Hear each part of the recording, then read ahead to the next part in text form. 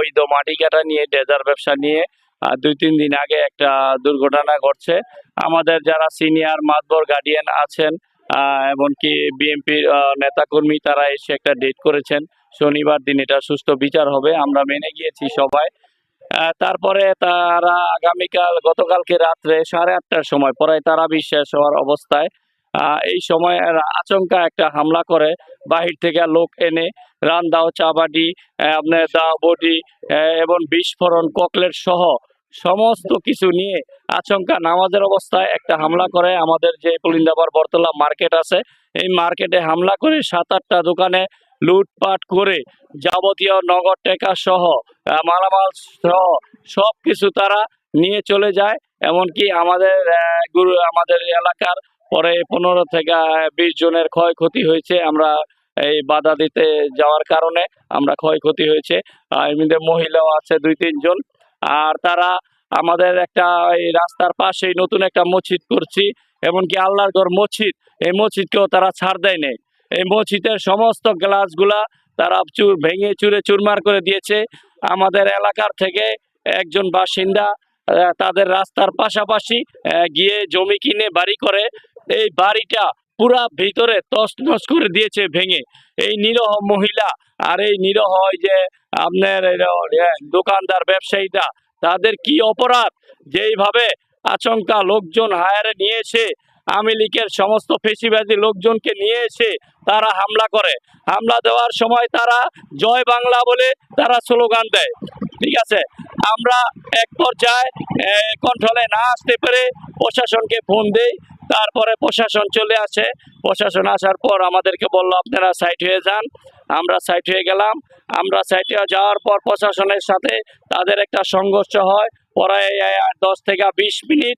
এক পর্যায়ে প্রশাসন তাদের সাথে পারে না, বিস্ফোরণ, ইট পাথর সবকিছু নিয়ে প্রশাসনের উপরে তারা হামলা দেয়। দোকানপাটগুলা সমস্ত তছনছ করে দিল। কি সেনাবাহিনী এসে এই জিনিসটা কন্ট্রোলে নিয়ে আসে। আমরা বাংলাদেশ প্রধানমন্ত্রীর কাছে এটার সুস্থ বিচার চাই। আমরা বিচার চাই আমাদের 2 নং ওয়ার্ডের আব্দুল সামাদ আজাদ ভাইয়ের কাছে। আমরা যা নির্বাচন করছি, আমরা তার কাছে বিচার চাই। আমরা বিচার চাই জেলা সভাপতি আলিয়াজগর রিপন মল্লিক সাহেবের কাছে, যে আপনি নিজে আসুন, সুষ্ঠু তদন্ত করুন। আপনার যেটা আপনি দেখবেন, আপনি তদন্ত করে আমাদের যদি অন্যায় হয় আপনি আমাদের বিচার করেন। ব্যবসায়ী ইকবল, স্বপন, আওলাদ, কামাল, এরপর মনির, আপনার এরপর হামিদ, হাসান, মাসুদ, সায়েম, বরাত, আবির, এরপরে আপনার কাজল, আরো অনেকেই, সবার নাম তো আমার বলা সম্ভব না। আরো আওয়ামী লীগের বহুত লোকজন বিভিন্ন জায়গা থেকে এরা হায়রে এনে আমাদের উপরে অ্যাটাক করে নামাজ পড়া অবস্থায়। হইলো 2 এলাকা নিয়ে সেরা ঝগড়া লাগছে। কুলিন্দারবার আর হইলো বিন্দুসার ঝগড়া লাগছে। তাহলে আমরা হইলো মাঝখানে পড়ছি। তাহলে আমার ছেলে আর আমার মেয়ে নিয়ে আমি বাসায়, আমার মেয়ে হলো প্রেগনেন্ট, আমার স্বামী থাকে বাইরে। এখন আমি দেখি 2 সাইডের ভাঙচুর হইতাছে, 2 পাশে। এখন আমি আমার মেয়ে নিয়ে আমি ওই সিঁড়ির নিচে লুকাই রাখছি, আমার জানে নিরাপত্তার লেগা। তখন পরে দেখি আমার থাইগুলা চারোপাশে সব ভাঙচুর হইতাছে, কিন্তু আমি এইসবের কোন দলে করতেছে কিচ্ছুই জানে না। কিন্তু ওই পাশের লোকেরা কি লয়া কাছে লাগছে, এ পাশের কি লয়া কাছে লাগছে, কেউ কিচ্ছু জানে না। কিন্তু আমরা নিরপেক্ষ, আমরা কোনো দলের কোনো নেই। অথচ আমাদের এই ইটা করলো কে? এইটার আমরা বিচার চাই। আমরা নিরাপদ, আমি এটা সরকারের কাছে এটা আবেদন জানাইতেছি যাতে আমি এটার চাই, আমি নিরাপদ চাই। আমি আমার জান কেন লুট হবে? আমার বোন জামাই হলো প্রবাসে থাকে, হ্যাঁ 2টা বাচ্চা থাকে, একটা গর্ভবতী মেয়ে। এই নিয়ে ওদের সংঘাত হয়েছে, আমাদের তো হয় নাই। কিন্তু এই পাশে কেন অত্যাচার করলো, এইটা আমরা বিচার চাই। আমরা প্রশাসনের কাছে এটা বিচার চাই। আমি রাত্রে তারা বিনাশপুরে এসে দেখি যে মানুষ অনেক জড়ো হয়ে গেছে। ঘরের ভিতরে ঢুকে গেছি বলতে দোকানটা তারা সারা লাগে বসে রয়েছি। কম সময় চিল্লাচিল হয়ে গেল, হঠাৎ অতর্কিত হামলা হয়ে আমার দোকানের শাটারগুলি বিয়োগ বাইরে বেরিয়ে ভাঙছে। 4টা শাটার ভেঙে ফেলছে, উপরে চালের টিনগুলি বাইরে ভাঙছে। ওই সাইড দিয়ে আপনার কোবাইয়া টিনগুলি ভেঙে চূর্ণ বিচ্ছিন্ন করে দিছে।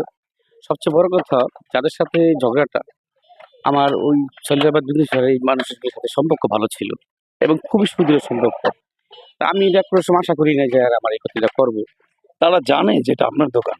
জানে এটা আমার দোকানে, এরা জানে। আর সবচেয়ে বড় কথা হচ্ছে আমার অনেক বড় ক্ষতি হয়ে গেছে, এটা অপূরণীয় ক্ষতি। ঘটনার সূত্রপাত কি একটু ব্যাখ্যা দেন। অনেক বড় ক্ষতি হয়ে গেছে, অনেক বড় ক্ষতি আমার হয়ে গেছে, অপূরণীয় ক্ষতি। আমার এটি আর কি চাওয়া আপনাদের কাছে এবং প্রশাসনের কাছে যে আমার এই ক্ষতিটা কেন এরা করলো। এই ক্ষতিটা করাতে আমার অনেক ধরনের সমস্যা হয়ে গেল। আমি এটাই চাই যে আমার ন্যায্য বিচারটা যে আমি চাই। আমি একজন মাজলুম, আমি নিরীহ মানুষ, আমার উপরে এরকম একটা হামলা করলো। আপনাদের কাছে আমি আমার সূক্ষ্ম বিচার চাই। এই বলে আমি আমার আর কথা কি বলবো, আমার আর কোনো ভাষা নেই। আমার কালকে আমার ওরা সর্বোচ্চ শেষ করে দিছে। আসলে আমি ওই সময় আশপাশে ছিলাম, তো ওনারা ওই দিক থেকে টাকা দেওয়ার কারণে আমাদের এই মসজিদের ছাইগুলোর ক্ষতি হয়ে গেছে আর কি। আপনি কোথায় ছিলেন? এই পাশে ছিলাম আমি। আমি বারবার ওনাদেরকে ইয়ে করছি যে এদিকে মসজিদের দিকে কেউ মানে ইয়ে মানো না, তারপরেও এদিকে হামলা হয়েছে আর কি। তো মসজিদ তো আল্লাহ পাকের ঘর, এই জন্য আমি বারবার চেষ্টা করছি এটাকে থামানোর জন্য। তো ওনারা পরবর্তী দেখা গেছে 4টা থাই এটা নষ্ট হয়ে গেছে, এটা ভেঙে গেছে, এটা বাদ, এটা আর চলবে না। এই জন্য আমি বারবার ওনাদেরকে ওদিকে নিচে যাও না করছে তাদেরকে যে মসজিদের দিকে কেউ ইট করে মারো না। তারপরে ওনারা এটা মানে খেয়াল করে নাই এবং শুনে নাই। এভাবে তো মনে হয় আমার তো মসজিদের নিরাপত্তার জন্য, আল্লাহ পাকের ঘরের জন্য বলছি, বারবার ওনাদেরকে বলছি এবং আমি চিল্লে বলছি যে এদিকে কেউ ইট মারো না, আর এদিকে মসজিদ আল্লাহ পাকের ঘর, আল্লাহ পাকের ঘরকে তোমরা রক্ষা করো। তারপরেও দেখা গেছে যে এদিকে ক্ষতি হলো, মানলে তো আর ক্ষতি হতো না।